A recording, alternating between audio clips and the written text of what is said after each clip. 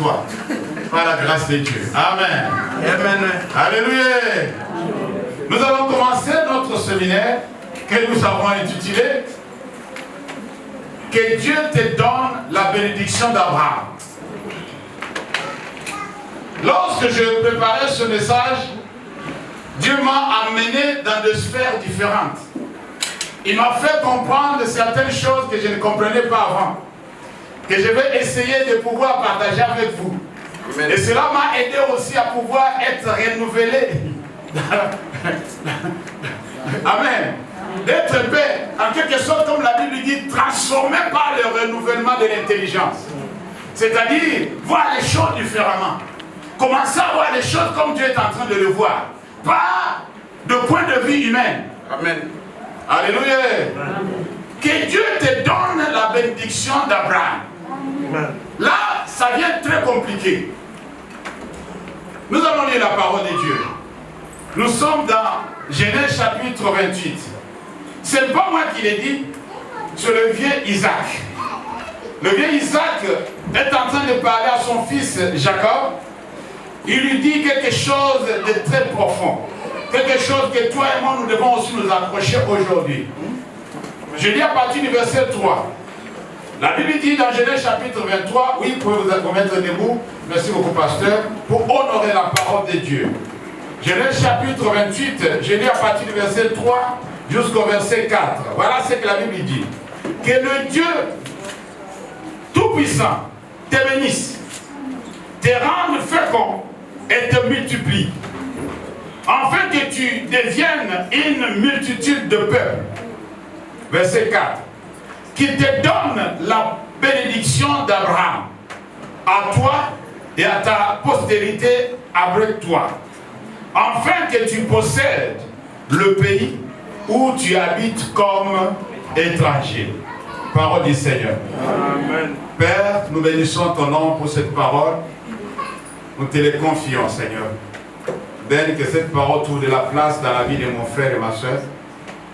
Et surtout, que les effets qui s'attachent à cette parole, Seigneur, le résultat, c'est notre Dieu, que tu veux avoir à travers cet enseignement, puisse se réaliser pour la gloire de ton nom. Nous ne sommes que des serviteurs inutiles, mais c'est toi qui as quelque chose à communiquer à ce peuple. Je prie que ce matin, que nous ne puissions pas t'écouter juste avec nos oreilles, mais aussi avec nos cœurs. Et que chacun de nous soit en mesure de pouvoir assimiler, c'est notre Dieu, comprendre, digérer, c'est notre Dieu, ce que tu as nous dire pendant ces 4 jours de séminaire. Dans le nom de Jésus, nous avons ainsi prié. Amen. Amen. Vous pouvez vous asseoir, merci beaucoup. Nous bénissons la parole de Dieu. Là, nous sommes en train de voir le vieux Isaac envoyer son fils quelque part, puisque les événements le permettaient, de pouvoir aller se mettre à l'abri. Amen. Amen.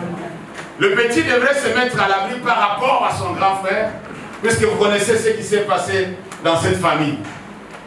La famille a été secouée, mais à la fin, c'était la volonté de Dieu. Dis Amen. Amen. Amen. Amen.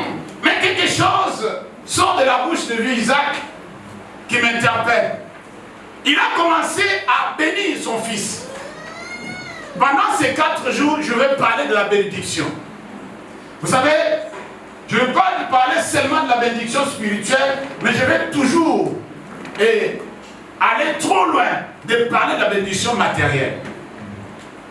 Amen. J'aimerais que les choses changent dans la vie des enfants de Dieu. Et le chrétien comprend les choses différemment. Ici, le vieux est en train de dire quelque chose. La partie où nous avons prise, cette partie concerne exactement la bénédiction matérielle. Il dit que Dieu te donne la bénédiction d'Abraham. Alléluia. La bénédiction d'Abraham, c'est quel type de bénédiction? La bénédiction d'Abraham, c'est une bénédiction d'héritage. Je vais faire un effort de pouvoir l'introduire bien aujourd'hui pour que le vendredi, qu'on puisse rentrer vraiment dans le livre du Jésus. Amen. La bénédiction d'Abraham, c'est une bénédiction d'héritage. C'est-à-dire, cette bénédiction va de génération en génération. Et c'est une bénédiction totale.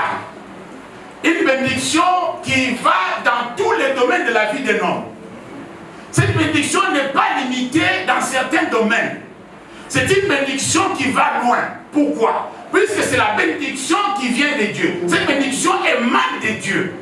C'est Dieu qui bénit. Ce n'est pas un homme, ce n'est pas Abraham qui bénit, c'est Dieu qui bénit.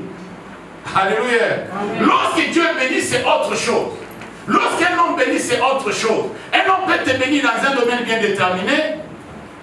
Entre parenthèses, il y a de certaines, entre parenthèses, bénédictions, que moi je n'appelle pas bénédiction, puisque ce sont des malédictions déguisées.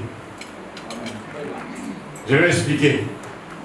Une personne qui va aller voir un marabout pour avoir un enfant, est-ce que le marabout peut donner un enfant? Non. Et cette femme vient, elle va concevoir, elle va donner naissance. Moi j'appelle ça quelque chose, pas un enfant. Alléluia. Et la chose qu'il a mise au monde, c'est la chose porte malheur dans la famille. Vous allez comprendre pourquoi la Bible dit, c'est la bénédiction de l'Éternel qui enrichit. Ça c'est Proverbe chapitre 10 verset 22. La bénédiction de l'Éternel qui enrichit. Il y a d'autres bénédictions qui enrichissent. Alléluia. La bénédiction, normalement, doit enrichir quelqu'un. Cela veut dire, une personne bénite, c'est une personne qui vit dans l'abondance, c'est une personne qui réussit. Amen. Non, vous n'avez pas compris. C'est-à-dire, toi, tu ne manques de rien. Chaque fois que tu as besoin de quelque chose, la chose est là. Tu es capable de souvenir à tes besoins sans pouvoir faire recours à quelqu'un. C'est-à-dire, quel que soit le montant que tu auras besoin, tu vas l'avoir. Alléluia. Amen. Quelle que soit la chose que tu vas acheter, tu es à la hauteur de pouvoir acquérir la chose. Amen. Alléluia. Amen. Amen, chrétien. Amen. Et la Bible dit que non, c'est la bénédiction de l'Éternel qui fait quoi? Qui enrichit. Et cette bénédiction ne se fait sur de quoi? Chagrin. Voilà la différence maintenant. Tu peux être béni de quelque part, par quelqu'un, mais tu ne sais pas le motif pour lequel il t'a donné ce qu'il t'a donné. C'est pourquoi le monde parle de cadeaux empoisonnés. Alléluia. Amen. Alléluia.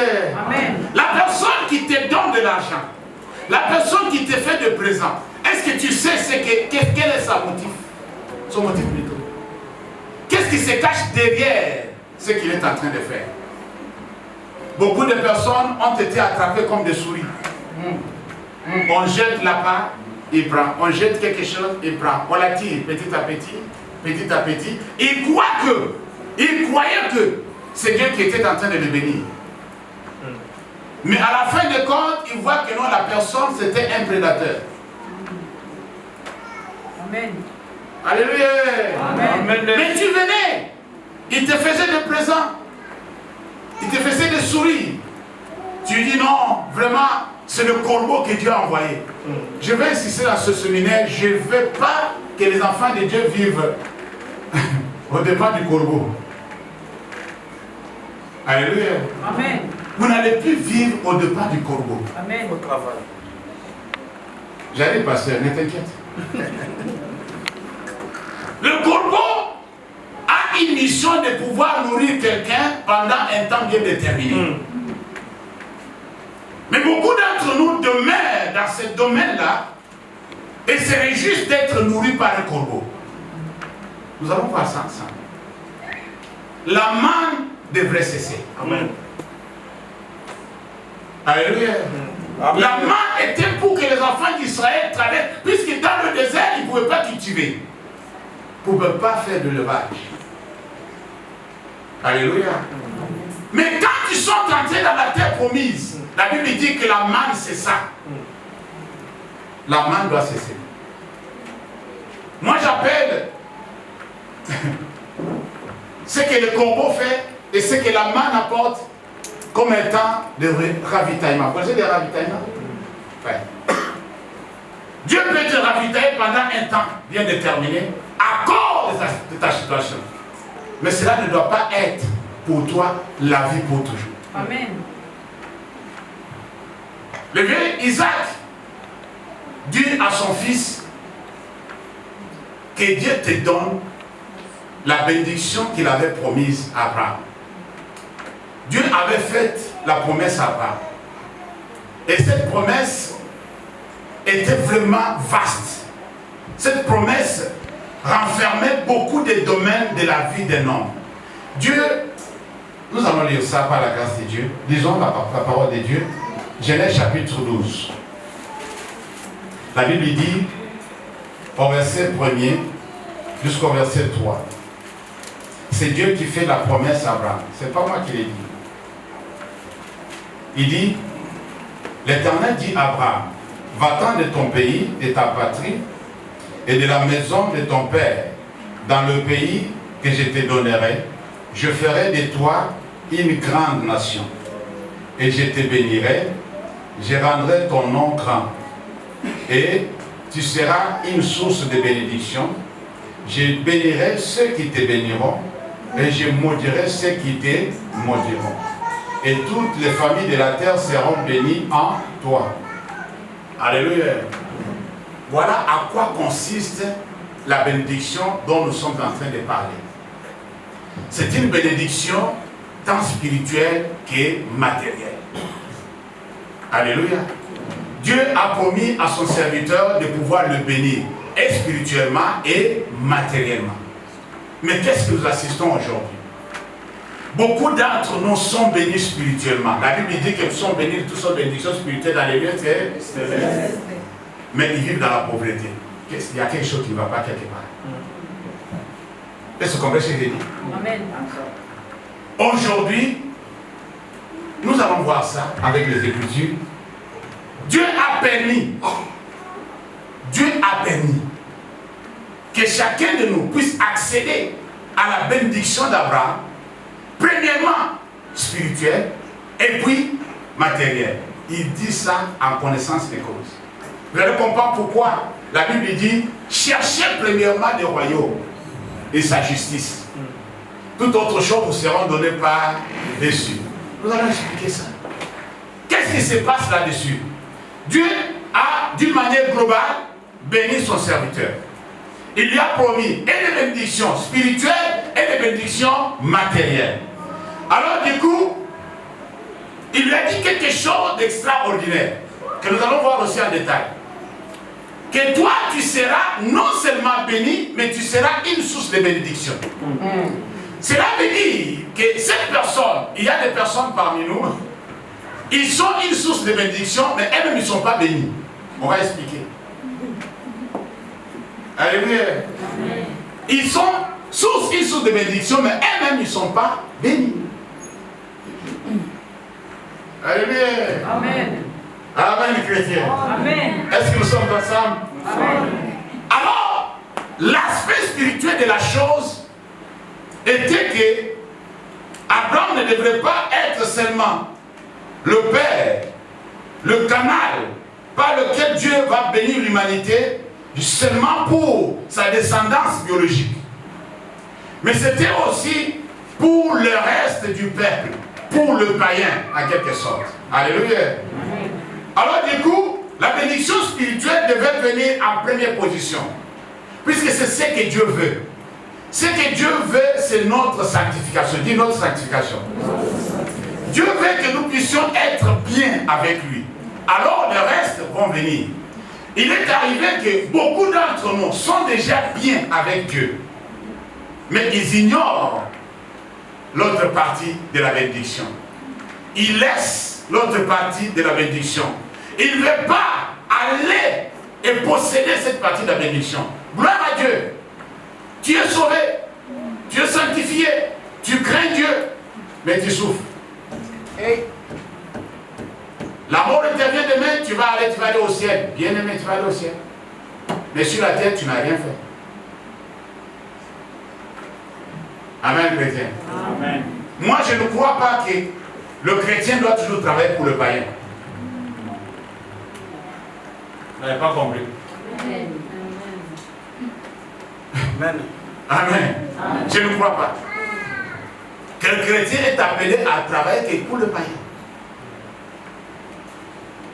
Ce n'est pas normal, ce n'est pas logique. Pourquoi aujourd'hui, toi et moi, nous devons nous réclamer de cette bénédiction?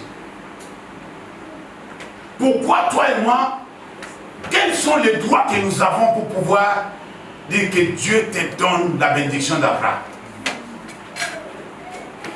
Pourquoi toi tu es aussi qualifié? Qu'est-ce qui te donne le droit de réclamer? Est-ce qu'il y a quelqu'un d'origine juive dans la salle? Tu es d'origine juive? Personne? On est tous des nations. Alléluia. Dis, on est tous des nations. Des nations païennes, selon les juifs. Alléluia. Des nations païennes. Ça dit, aucune personne dans cette salle n'est d'origine juive. Personne. Mais nous parlons du vieux Abraham. Alléluia. C'est lui le père des Juifs. Et nous nous réclamons d'être ses héritiers. Et nous voulons que ce que Dieu avait promis à Abraham puisse se réaliser ou s'accomplir dans notre vie. Est-ce que nous avons droit? C'est ça la question. Alléluia. Amen. Est-ce que nous avons droit? C'est la raison pour laquelle beaucoup de personnes ne veulent pas se lancer. Pourquoi? Puisqu'ils disent que non, c'était promis à Abraham. Bon, nous, on n'est pour rien. Allons voir dans la parole de Dieu. Galates chapitre 3. La parole de Dieu est claire là-dessus. Galates chapitre 3, pour ceux qui écrivent, vous pouvez écrire aussi Romains chapitre 4, versets 10 à 11. Galates chapitre 3, quelque chose s'est passé. Et l'apôtre a commencé à expliquer. Je vais lire d'abord et nous allons voir ça ensemble. Vous allez voir quels sont vos droits de pouvoir réclamer cette grande bénédiction, cette bénédiction totale, cette bénédiction sans frontières, cette bénédiction sans limite, cette bénédiction dans tous les domaines. C'est comme si Dieu, à travers Abraham, il a amené le morceau du ciel sur la terre, le morceau de paradis. Amen. La Bible dit au verset 6, Galates chapitre 3, écoutez-moi attentivement. Comme Abraham crut à Dieu et que cela lui fit imputer à justice, reconnaissez donc, c'est toi et moi nous devons reconnaître, reconnaissez donc que ce sont ceux qui ont la foi qui sont fils d'Abraham. Est-ce que c'est clair? Amen. Tout le monde a vu ça? Amen. Est-ce que tout le monde a vu ça? Amen. On continue. Verset 8. Ainsi, l'Écriture prévoyant que Dieu justifierait le païen par la foi, a d'avance annoncé cette bonne nouvelle à Abraham. Toutes les nations seront bénies en toi, pour toutes les familles de la terre. De sorte que ceux qui croient sont bénis avec Abraham le croyant. Est-ce que vous voyez ça? Amen. Verset 10. Car tous ceux qui s'attachent aux œuvres de la loi sont sous la malédiction. Car il est écrit, maudit est quiconque n'observe pas tout ce qui est écrit dans le livre de la loi et ne le met pas en pratique. Et que nul ne soit justifié devant Dieu par la loi. Cela est évident, puisqu'il est dit, le juste vivra par la foi. Or, la loi ne procède pas de la foi, mais elle dit, celui qui mettra ces choses en pratique vivra par elle. Christ nous a rachetés de la malédiction de la loi, étant devenu malédiction pour nous. Oh my God. Car il est écrit, maudit est quiconque est pendu au bois, afin que la bénédiction d'Abraham est pour le païen son accomplissement en qui? En Jésus-Christ. Et que nous ressuscissons par la foi, nous ressuscissions plutôt par la foi l'Esprit qui avait été promis. Frère, je parle à la manière des hommes. Une disposition en bonne forme, bien que faite par un homme, n'est annulée par personne. Et personne n'y ajoute. Or, les promesses ont été faites à Abraham et à sa postérité. Regardez ça très bien. Il n'est pas dit et aux postérités. C'est clair? Comme s'il s'agit de plusieurs, mais en tant qu'il s'agit d'une seule, et à ta postérité, c'est-à-dire à Christ. Voici ce que j'entends. Une disposition que Dieu a confirmée antérieurement ne peut pas être annulée. Est-ce que tu as vu ça? Et ainsi, la promesse rendue vaine par la loi survenue 430 ans plus tard. Car si l'héritage venait de la loi, il ne viendra plus de la promesse. Or, c'est pas la promesse que Dieu a fait à Abraham, c'est le don de sa grâce. Parole du Seigneur. Amen. Dis le don de la grâce. Le don de la grâce. Alléluia. Nous sommes en train d'assister à un scénario hors du commun. Pourquoi toi et moi on se réclame? Puisque moi, j'avais décidé de parler ces 4 jours aux croyants. Amen. Aux gens qui ont la foi. Les gens qui ont la foi. C'est à ces gens-là que je vais m'adresser.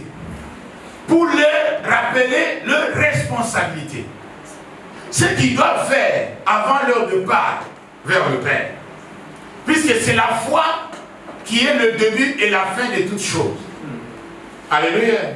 La Bible dit que Christ est l'auteur et le consommateur de notre foi. C'est lui qui amène la foi à l'accomplissement. Lui-même s'est posé la question, quand le Fils de l'homme reviendra, trouvera-t-il la foi sur la terre? Ce que nous faisons, nous le faisons par la foi. Ce que nous sommes, nous le sommes par la foi.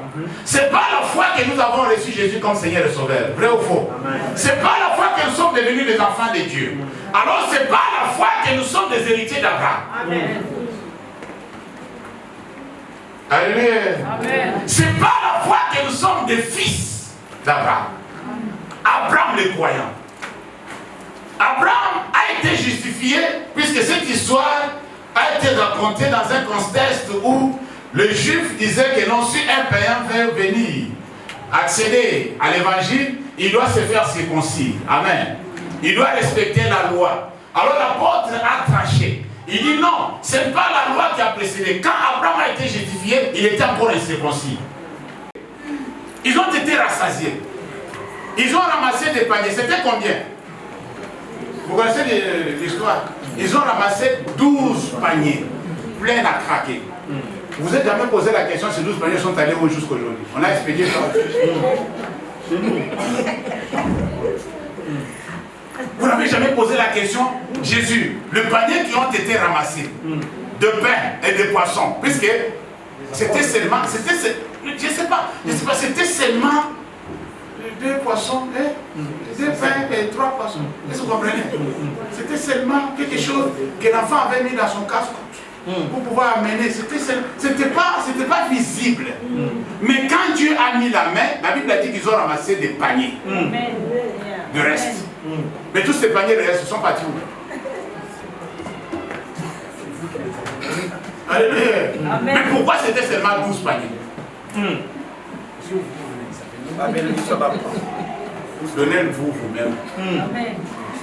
Vous avez compris maintenant quelque chose? Donnez-vous, vous là, donnez-leur à manger. Vous les 12, donnez-leur à manger. Les 12 disaient qu'on n'a rien. Mais à la fin, il leur a donné chacun un panier. Il dit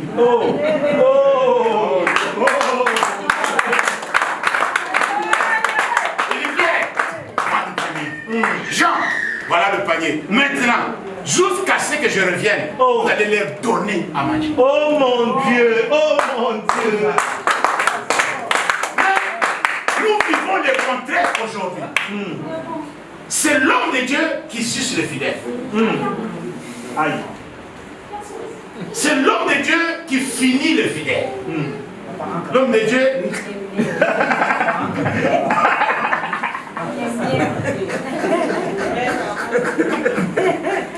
Amen. Alléluia. Maintenant, je vais m'arrêter. C'est juste l'introduction. On va développer le vendredi. Par la grâce de Dieu, on va développer. Je vais m'arrêter là, puisqu'on va respecter le temps. Amen. Amen. Il y a beaucoup de choses qu'on doit se dire. La bénédiction d'Abraham implique beaucoup de choses. La bénédiction d'Abraham nous amène dans beaucoup de dimensions. C'est une bénédiction totale. Une bénédiction qui touche tous les coins et recoins de la vie d'une personne.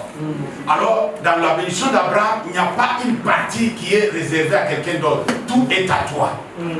Alléluia. Alors du coup, il faut savoir comment accéder. Ce que nous allons voir dans le développement, c'est pour voir comment cela peut se matérialiser.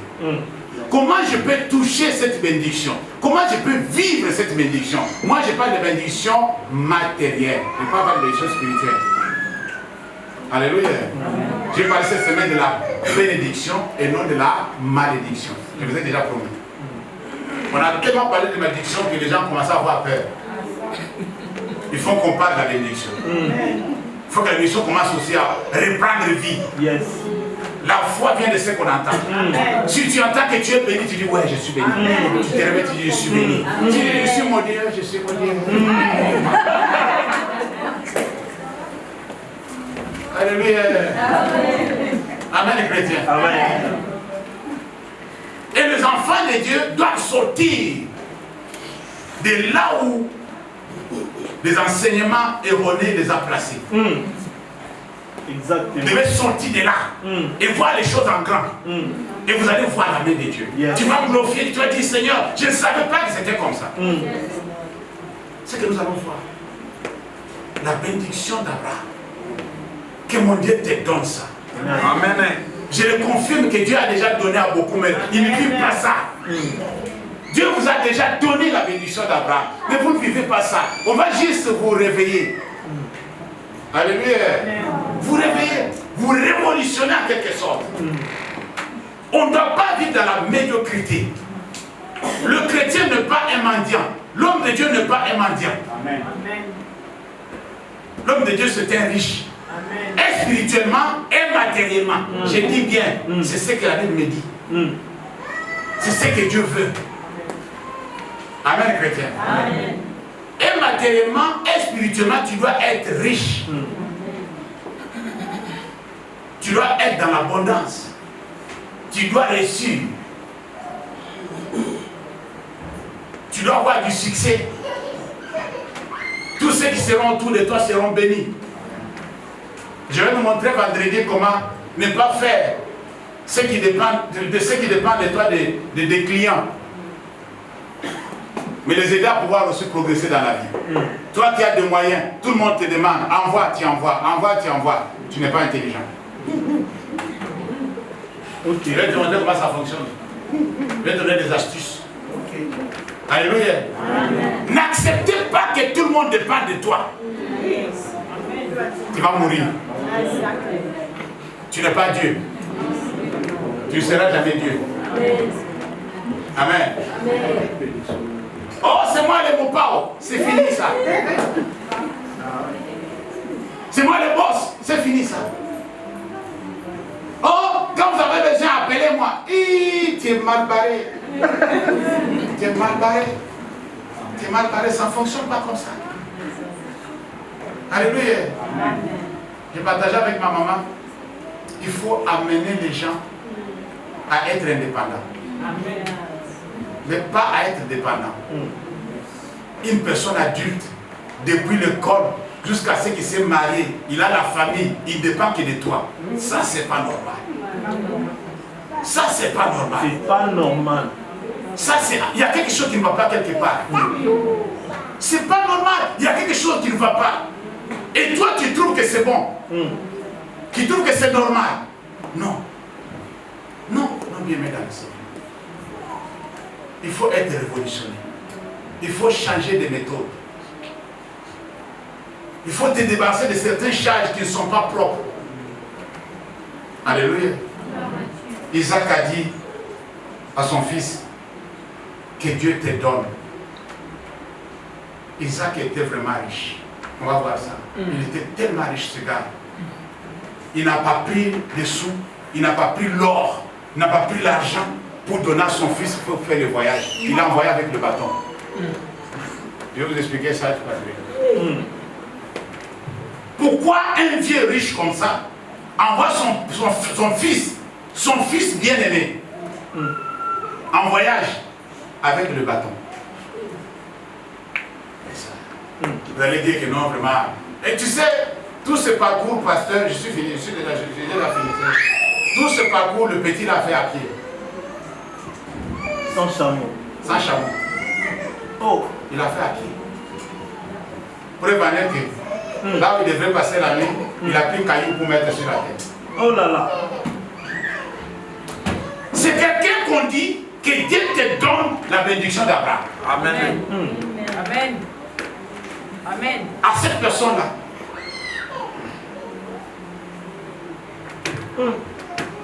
On verra la suite. Amen.